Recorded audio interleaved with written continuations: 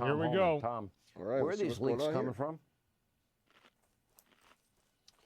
Well, look, we think it's coming from inside, and we know the first leak of Aurora is under current investigation. We think we identified that person under investigation right now. The California leak, Secretary Noem, she's correct. Some of the information we're receiving tends to lead toward the FBI.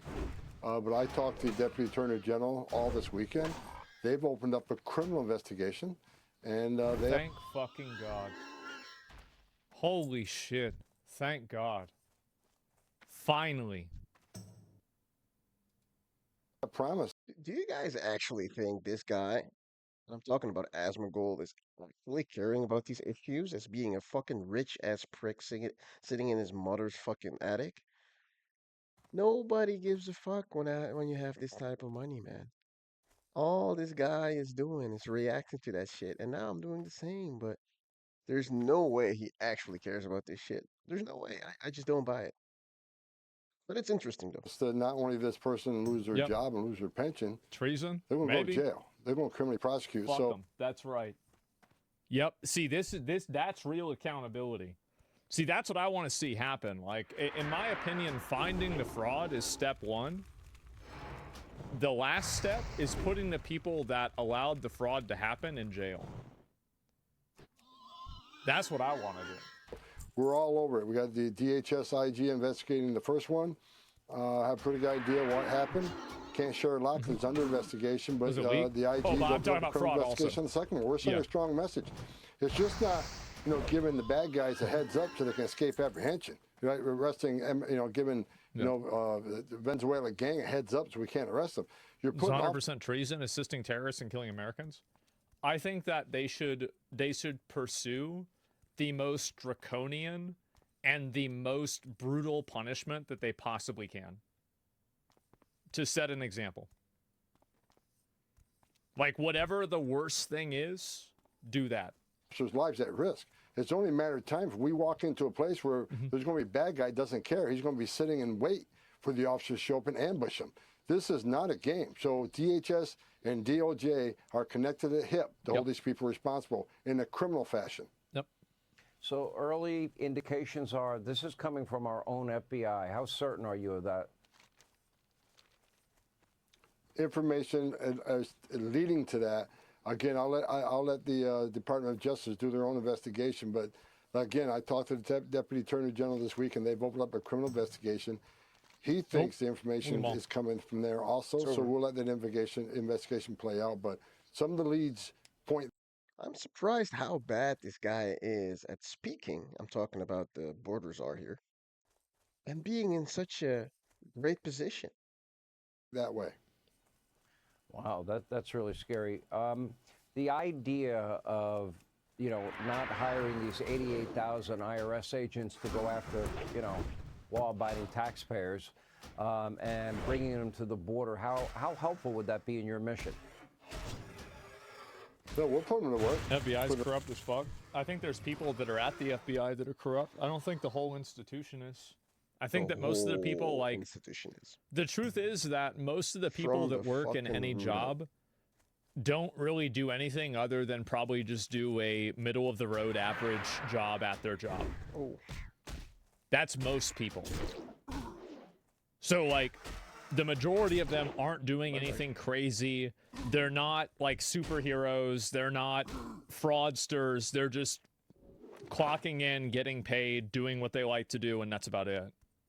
The law enforcement officers, we can certainly put in work in helping secure some of these at-large operations. They don't have an immigration authority, but they can certainly cover a back door. They can certainly transport. They can certainly help process. The non-criminal IRS agent, they can help us process and do some intelligence and wrap around infrastructure planning. Look at that fat motherfucker, man. We'll take them. We can use all the help we can get because this is a big operation. So I hope we get some of them. I think President Trump's made it very clear. This is all a government approach because this is a national security vulnerability, our open border, and having all these over 2 million known gotaways. You and I talked about this a lot, Sean, helping us find these people. who paid more to get away. Over 2 million. We know who they are, where they came from, why they're here. But we need to find those folks. So we'll take every man and woman available to come. Yeah. You know, I keep going back to a question, and you have every right to be irritated with me for keep asking it. And this is the scary part of tipping off the enemy, because you're right, they'll lie in wait, and the element of surprise will be removed from those brave agents that are well, then they just blow you up, right? I mean, because if they know you're coming, they can just put explosives where they know you're gonna go, and then they just blow them up. I mean, that's really what's going on. I mean, like, obviously, I mean, if you were one of these cartel or like terrorist gang members, like, isn't that what you would do? Like, of course it is, right? And you would also hide all the evidence, get rid of everything. Yeah, trip the entrances. Yeah, of course.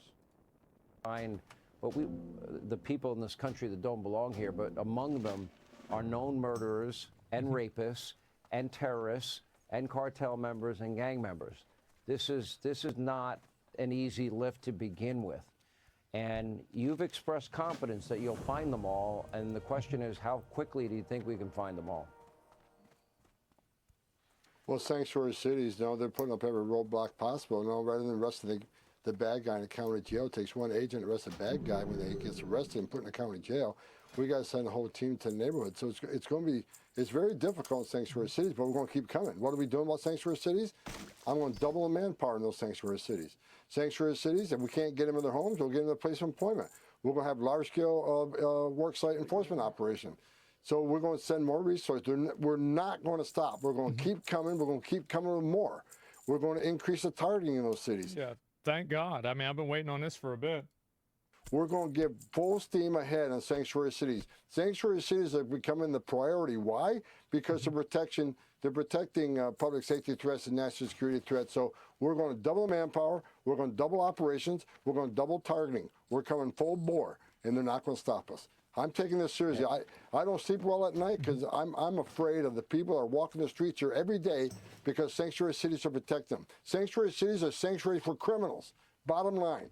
So we're going to do everything we can. Thank fucking God. True, true, true. Yep, this guy's great to see every time. Yeah, I like how I like how matter of fact he is with everything.